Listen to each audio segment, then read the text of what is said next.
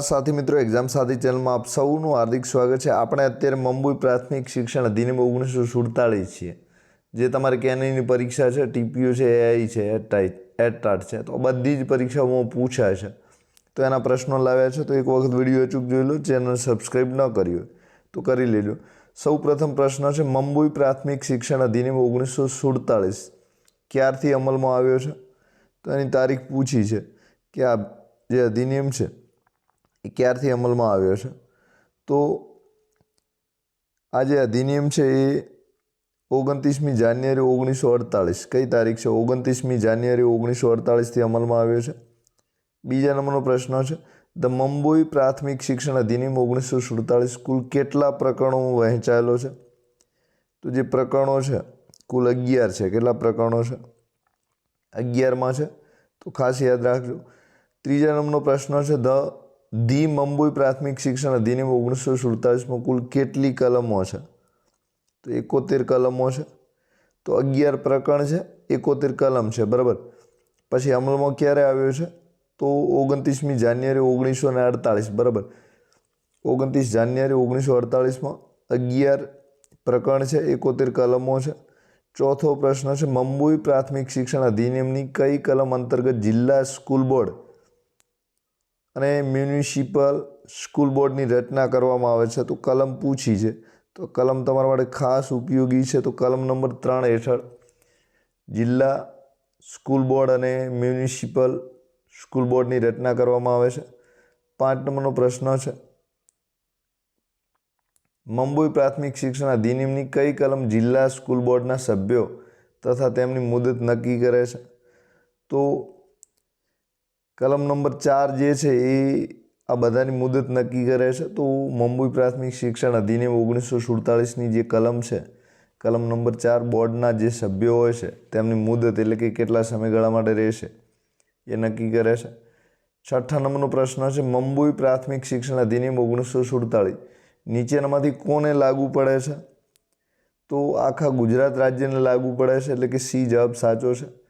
7 નંબરનો પ્રશ્ન છે, મુંબઈ પ્રાથમિક શિક્ષણ અધિનિયમ 1947ની કલમ 21 અને 22 હેઠળ નિમાયેલા અધિકારી એટલે કયા નામે ઓળખાય છે?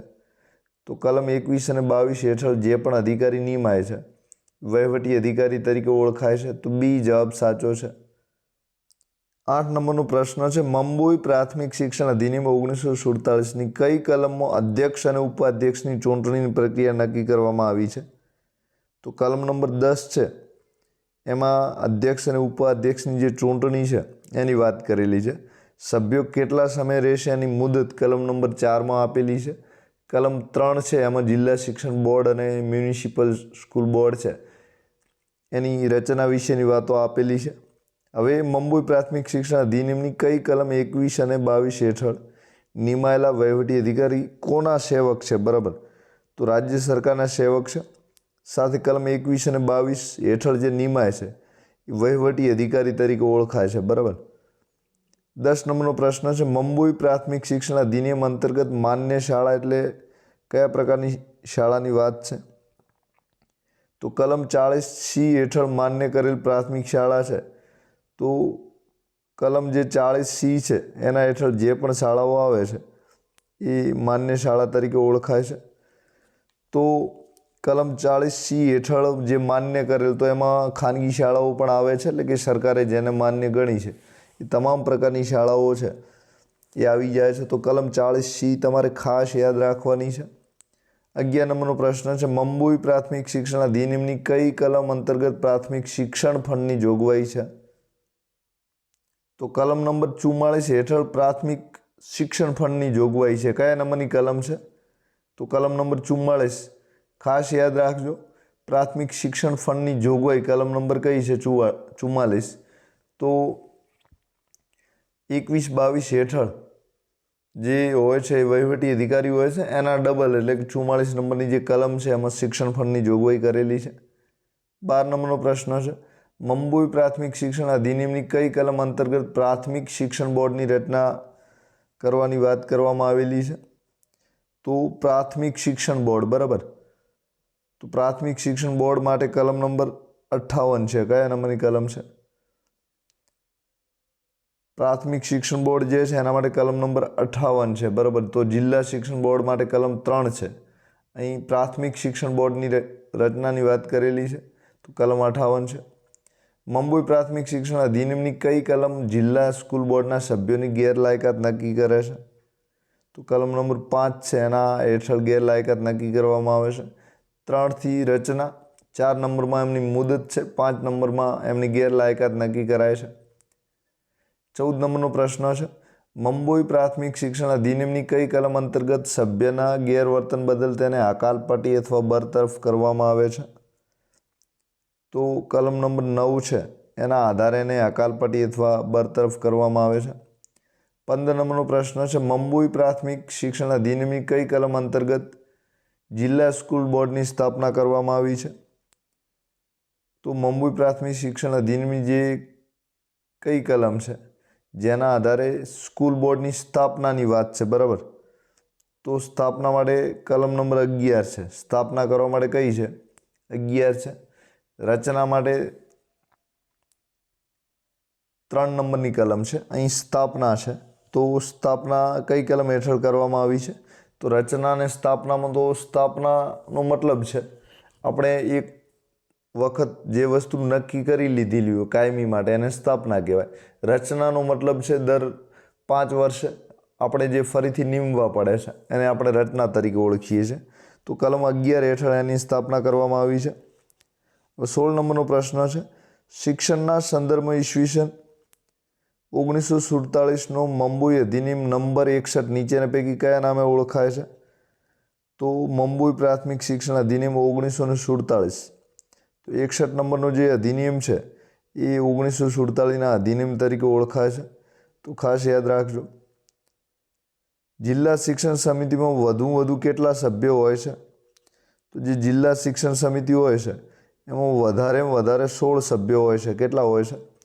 જિલ્લા શિક્ષણ સમિતિમાં વધુ 16 સભ્યો હોય છે.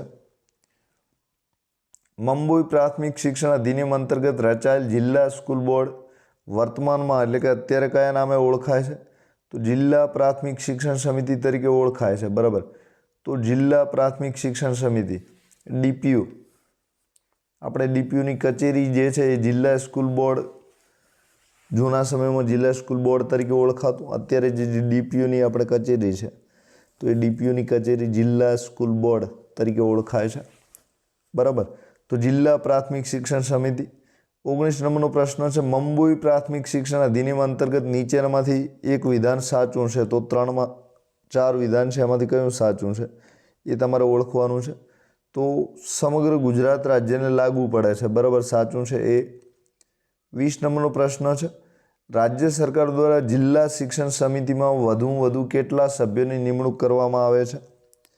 તો વધારે 3 સભ્યોની નિમણૂક કરવામાં આવે છે. કેટલા સભ્યોની? તો રાજ્ય સરકાર દ્વારા જિલ્લા શિક્ષણ સમિતિમાં વધુ 3 સભ્યોની નિમણૂક કરાય છે. કેટલા? 3, બરાબર. તો રાજ્યના પૂછ્યા છે 3, કુલ કેટલા હોય છે? 16. ગુજરાત સરકાર દ્વારા મુંબઈ પ્રાથમિક શિક્ષણ અધિનિયમ 1947માં સૌ પ્રથમ ક્યારે સુધારો કરવામાં આવ્યો હતો? તો સૌ પ્રથમ જે સુધારો છે એ પૂછ્યો છે કે ક્યારે કરવામાં આવ્યો હતો. તો જે પણ જવાબ જાણતા હોય મિત્રો એ કોમેન્ટ કરી શકે છે. તો સુધારો ક્યારે કરવામાં આવ્યો હતો કોમેન્ટ 21 નંબરમાં કોમેન્ટ કરી દેજો, બરાબર, જે પણ મિત્રો જવાબ જાણે છે તે. તો આજે મુંબઈ પ્રાથમિક શિક્ષણ અધિનિયમ 1947 છે એમાં જે સ્કૂલ બોર્ડ છે કેટલા સભ્યોનું બનેલું હોય છે? તો આપણે અગાઉ વાત કરી દીધી છે કે 12થી ઓછા નહીં, 16થી વધારે નહીં, 12થી ઓછા નહીં અને 16થી વધારે નહીં એટલા સભ્યોનું બનેલું છે. 23 નંબરનો પ્રશ્ન છે, મુંબઈ પ્રાથમિક શિક્ષણ અધિનિયમ 1947 અંતર્ગત જિલ્લાનો શિક્ષણ નિરીક્ષક એટલે કોણ? તો જિલ્લાના શિક્ષણ નિરીક્ષક તરીકે DPO હોય છે. કોણ હોય છે? જિલ્લાના શિક્ષણ નિરીક્ષક તરીકે કોણ હોય છે? DPO, તાલુકાના TPO, બરાબર. તો આ જે અધિનિયમ છે અંતર્ગત જિલ્લાનો શિક્ષણ નિરીક્ષક કોણ હોય છે? DPO. 24 નંબરનો પ્રશ્ન છે, મુંબઈ પ્રાથમિક શિક્ષણ અધિનિયમની કલમ 31 શું દર્શાવે છે? તો દરેક જિલ્લા માટે એક સ્કૂલ બોર્ડ હોવું જોઈએ. તો જે 31 નંબરની કલમ છે એ હું કહેવા માંગે છે કે દરેક જિલ્લા માટે એક સ્કૂલ બોર્ડ હોવું જોઈએ, બરાબર. જિલ્લા દીઠ સંખ્યા બતાવે છે કે એક હોવું જ જોઈએ. 25 નંબરનો પ્રશ્ન છે, જિલ્લા સ્કૂલ બોર્ડના અધ્યક્ષને બીજા કયા નામે ઓળખવામાં આવે છે? તો જિલ્લા શિક્ષણ સમિતિના ચેરમેન તરીકે ઓળખવામાં આવે છે. જિલ્લા સ્કૂલ બોર્ડના જે અધ્યક્ષ છે અને જિલ્લા શિક્ષણ સમિતિના ચેરમેન તરીકે ઓળખવામાં આવે છે. કયા નામે ઓળખવામાં આવે છે? જિલ્લા શિક્ષણ સમિતિના ચેરમેન તરીકે ઓળખવામાં આવે છે. તો 25માં એ જવાબ સાચો છે. 26 નંબરનો પ્રશ્ન છે, મંબોઈ પ્રાથમિક શિક્ષણ અધિનિયમની કઈ કલમ જિલ્લા સ્કૂલ બોર્ડની મિલકત પ્રાપ્ત થવા બાબત અને સ્ટાફ લેવા બાબતનો નિર્દેશ કરે છે? તો કલમ નંબર 12. કયા નંબરની કલમ છે? કલમ નંબર 12 જે છે એ મંબોઈ પ્રાથમિક શિક્ષણ અધિનિયમની તો જિલ્લા સ્કૂલ બોર્ડની મિલકત છે અને સ્ટાફ મેળવવો હોય એટલે કે સ્ટાફની જરૂર હોય તો એના માટે કલમ નંબર 12 છે. કયા નંબરની કલમ છે? 12. તો 3થી રચના થાય છે. 21-22માં એના વહીવટી અધિકારીઓ હોય છે. કલમ નંબર 4માં એની મુદતની વાત કરેલી હોય છે.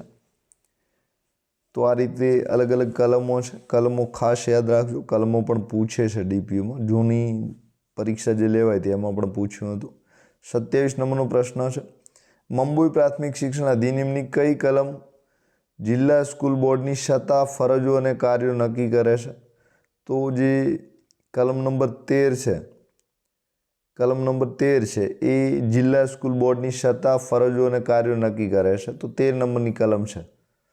મંબોઈ પ્રાથમિક શિક્ષણ અધિનિયમ અંતર્ગત જે વિસ્તારમાં કોઈ પણ ધોરણ સુધીનું પ્રાથમિક શિક્ષણ ફરજિયાત હોય તેવો વિસ્તાર કયા નામે ઓળખાય છે? તો ફરજિયાત શિક્ષણ માટેનો વિસ્તાર તરીકે ઓળખાય છે.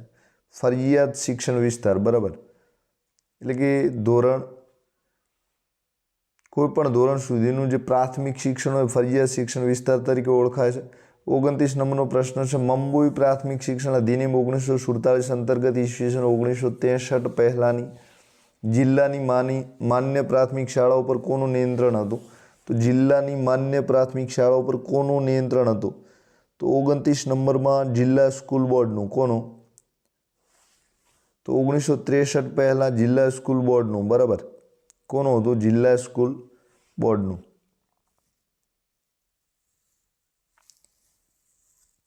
તો હવે 1963 સુધી જિલ્લા સ્કૂલ બોર્ડનું, તો હવે કોનું આવી ગયું છે?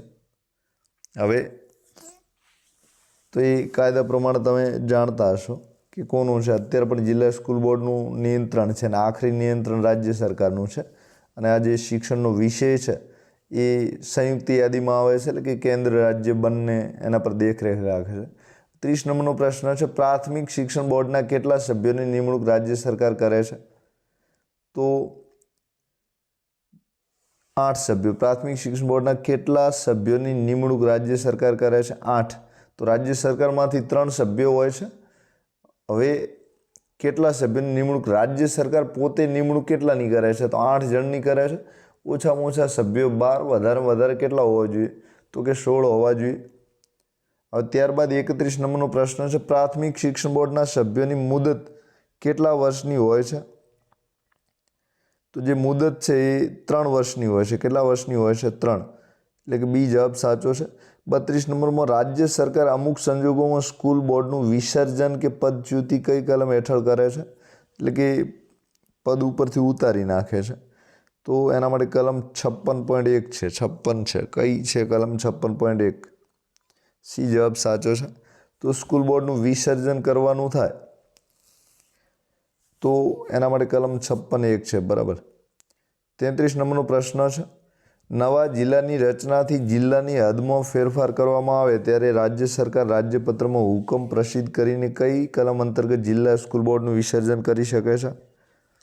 તો કલમ 57.1. તો હુકમ દ્વારા 57.1 છે. સાથે કુલ પ્રકરણ છે 11 પ્રકરણો છે, 71 કલમો છે, બરાબર. આ ખાસ યાદ રાખજો, પૂછાશે. ને 1948માં આ જે કાયદો છે એ અમલમાં આવ્યો હતો. 1948, બરાબર. 29 જાન્યુઆરી 1948. 34 નંબરમાં મંબોઈ પ્રાથમિક શિક્ષણ અધિનિયમ અંતર્ગત પ્રાથમિક શિક્ષણ ફંડ કોના નામે રહે છે? તો આ જે ફંડ છે એ જિલ્લા સ્કૂલ બોર્ડના નામે રહે છે, બરાબર. બી જવાબ સાચો છે. જિલ્લા સ્કૂલ બોર્ડ તમારે નથી ભૂલવાનું, બરાબર. મુંબઈ પ્રાથમિક શિક્ષણ અધિનિયમ 1947 વાંચતા હો ત્યારે. 35 નંબરનો પ્રશ્ન છે, મુંબઈ પ્રાથમિક શિક્ષણ અધિનિયમની કઈ કલમ અંતર્ગત જિલ્લા સ્કૂલ બોર્ડ વખતો વખત ઓડિટ કરાવે છે? તો ઓડિટ માટે કલમ 47C છે. કઈ છે? 47C. 36 નંબરનો પ્રશ્ન છે, મુંબઈ પ્રાથમિક શિક્ષણ અધિનિયમ 1947ની કઈ કલમ રદ કરવામાં આવી છે? તો કલમ 66 રદ કરવામાં આવી છે. કયા નંબરની કલમ? 66.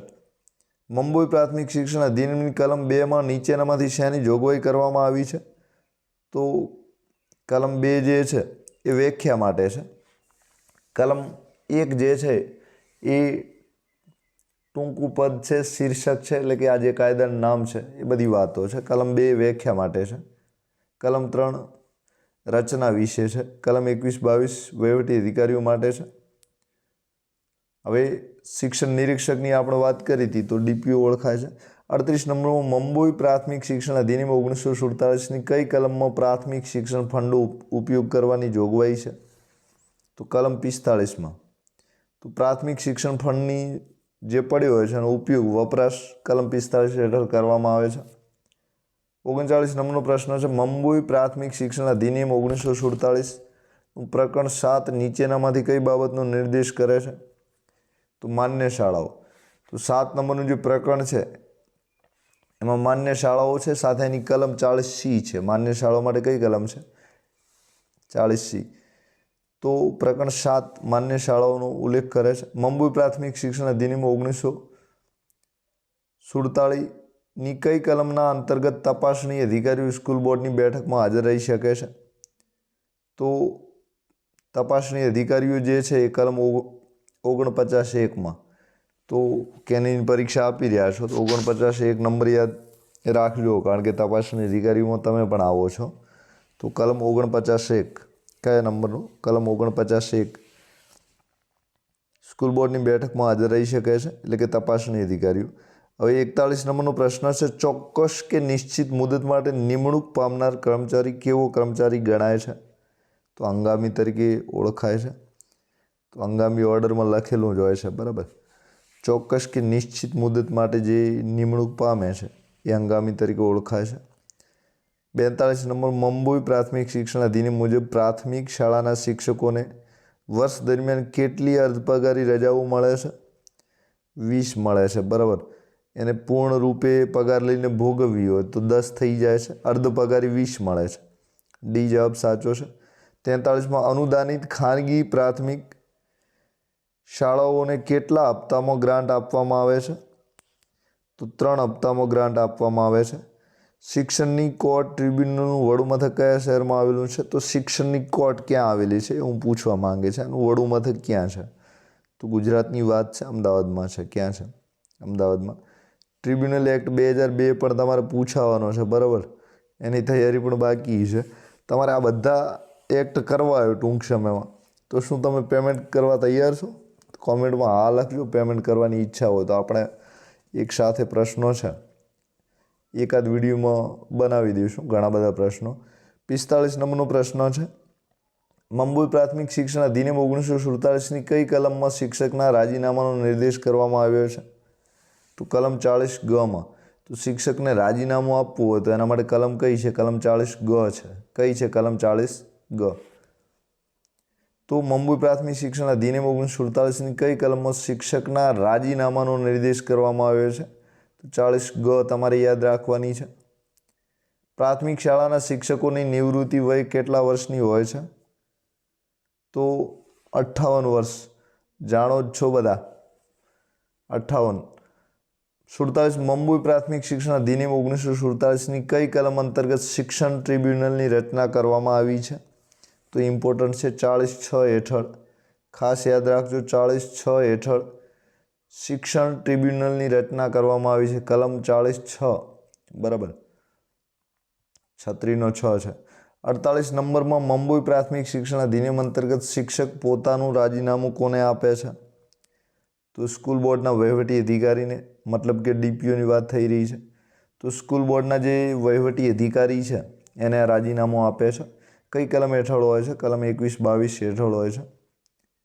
49 નંબરનો પ્રશ્ન છે, મુંબઈ પ્રાથમિક શિક્ષણ અધિનિયમ 1947ની કઈ કલમ અંતર્ગત ટ્રિબ્યુનલ તકરારનો નિર્ણય કરે છે? તો કોઈ તકરાર થાય ખેંચતાણ તો એનો નિર્ણય કરે છે તો કલમ નંબર 40(6). બરાબર, ટ્રિબ્યુનલ માટે 40(6) છે. કોઈ તકરાર થાય તો એના માટે કલમ 40(6) છે. 50 નંબરનો પ્રશ્ન છે, મુંબઈ પ્રાથમિક શિક્ષણ અધિનિયમ અંતર્ગત ફરજ મોકૂફ કરેલ શિક્ષક કેટલા દિવસમાં ટ્રિબ્યુનલમાં જઈ શકે છે? તો ખૂબ ઇમ્પોર્ટન્ટ પ્રશ્ન છે. તો 30 દિવસમાં ટ્રિબ્યુનલમાં જઈ શકે છે. કેટલા દિવસમાં? તો મુંબઈ પ્રાથમિક શિક્ષણ અધિનિયમ અંતર્ગત ફરજ મોકૂફ શિક્ષક કેટલા દિવસમાં ટ્રિબ્યુનલમાં જઈ શકે છે? તો 30 દિવસ. તો આપ સૌનો આભાર. એક્ઝામ સાથી ચેનલ જરૂર સબસ્ક્રાઈબ કરી લો. આવા વધારે વિડીયો જોઈતા હોય, તમારી પેમેન્ટ કરવાની તૈયારી છે તો કોમેન્ટમાં આ લખજો. બરાબર, તો આપણે હજુ પણ ઓછો સમય છે, સાથે એમાં વધારે સમય બગાડીને ટૂંક સમયમાં આપણે વધારે કામ કરી શકીએ. તો ચેનલ સબસ્ક્રાઈબ ન કરી તો કરી લેજો. 11મો વિડીયો છે કેનીનો. તો ઘણા બધા ટોપિક આપણે કવર કરી દીધા છે 50% ઉપર. તો તમારી તૈયારી મજબૂત રીતે થઈ રહી છે. સાથે મુંબઈ પ્રાથમિક શિક્ષણ અધિનિયમ છે, મુખ્ય પરીક્ષામાં પણ પૂછાવાનો છે. તો ખૂબ ઇમ્પોર્ટન્ટ અધિનિયમ તમારા માટે છે. તો આ જે અધિનિયમ છે એના મોટા ભાગના પ્રશ્નોને આપણે કવર કરી દીધા છે. તો આપ સૌનો આભાર. વિડીયો પસંદ પડે તો કોમેન્ટ અચૂક કરી શકો છો. તમારા મિત્રો જોડે શેર પણ કરતા રહેજો. Thank you very much.